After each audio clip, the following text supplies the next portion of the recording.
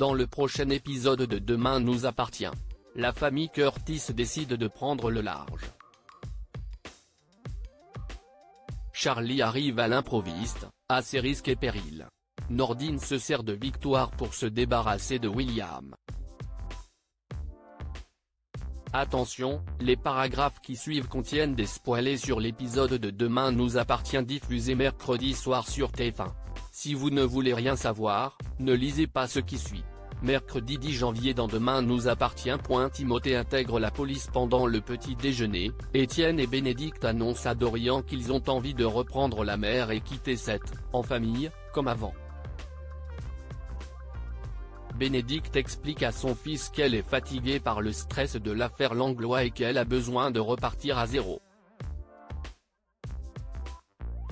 Pour convaincre Dorian de partir avec eux, ses parents lui proposent d'emmener Luna. Pendant ce temps, Victor et Timothée vont boire un café au Spoon. Le jeune homme reçoit un appel de la police. Il apprend ainsi qu'il n'y aura pas de plainte déposée contre lui pour le piratage du système informatique du commissariat, mais également que la police lui propose un poste au sein de la PTS. Il doit signer son contrat dans l'après-midi avant de débuter une période d'essai de 3 mois. Timothée est ravi. Fier de lui, son père lui témoigne son soutien. Au commissariat, Manon fait le point sur l'enquête avec Franck. Aucun bateau de marchandises n'est passé par l'endroit où le corps de Langlois a été retrouvé. Cela confirme l'hypothèse selon laquelle il se serait orienté vers un bateau de plaisance. Toutefois, Manon souligne qu'aucun bateau n'a déclaré de sortie. Franck lui suggère de vérifier les images de vidéosurveillance du port. Un peu plus tard, Georges présente Timothée à Manon et Nordine comme la nouvelle recrue. Le jeune homme se met aussitôt au travail afin de les aider à regarder les images de vidéosurveillance.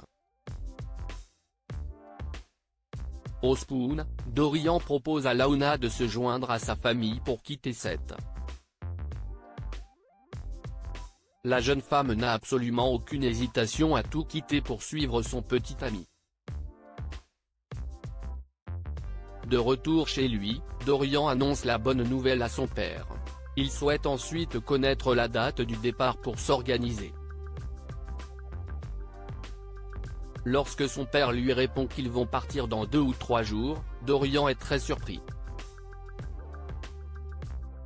Il a l'impression que leur départ est très précipité. Étienne prétend être très inquiet pour Bénédicte. Dans la soirée, Timothée informe Sarah qu'il a trouvé quelque chose sur les images. Vers 3 h du matin, un voilier a quitté le port avec un homme à bord tout feu éteint. Alors qu'il montre à Sarah les images en question, où il est impossible de reconnaître l'identité de l'homme, Manon les rejoint. Elle identifie le voilier, il s'agit de celui d'Étienne. Manon refourgue son père à Victoire aussi. Manon regrette de ne pas pouvoir traîner au lit avec Nordine, elle lui promet de se rattraper le soir même. Finalement, elle se rappelle qu'ils ont prévu une soirée série avec son père. Elle propose plutôt de se faire une soirée en amoureux le lendemain. En route vers son lieu de travail, Manon croise Adeline et Victoire, les mains chargées de victuailles pour leur soirée fondue. Victoire en profite pour présenter Adeline à Manon comme la future collègue de son père. Manon demande alors à Victoire d'inviter William à leur soirée fondue. Victoire passe donc voir William pour lui proposer. Ce dernier décline afin de profiter de sa traditionnelle soirée série avec sa fille et son gendre. Nordine lui suggère toutefois de la reporter. William finit par accepter la proposition de Victoire. Alors que Manon et Nordine sont finalement bloqués toute la soirée au commissariat, William passe un très bon moment en compagnie de Victoire et Adeline. Charlie se méprend malgré les efforts de Sylvain pour lui préparer un super petit déjeuner. Charlie n'a pas d'appétit. Nathan débarque avec des croissants et s'incruste à table. De son côté, François avoue à Adam qu'il aime encore Charlie, mais qu'il n'a aucun regret quant à leur séparation car il s'est rendu compte qu'ils n'avaient pas du tout les mêmes envies. Plus tard, François reçoit un appel de Soisic qui veut prendre de ses nouvelles. Elle ajoute être là s'il a besoin. François exprime toutefois son envie de rester seul. Le soir, Charlie débarque chez François à l'improviste afin de lui rendre ses clés. Au moment de partir, elle croise Soisic.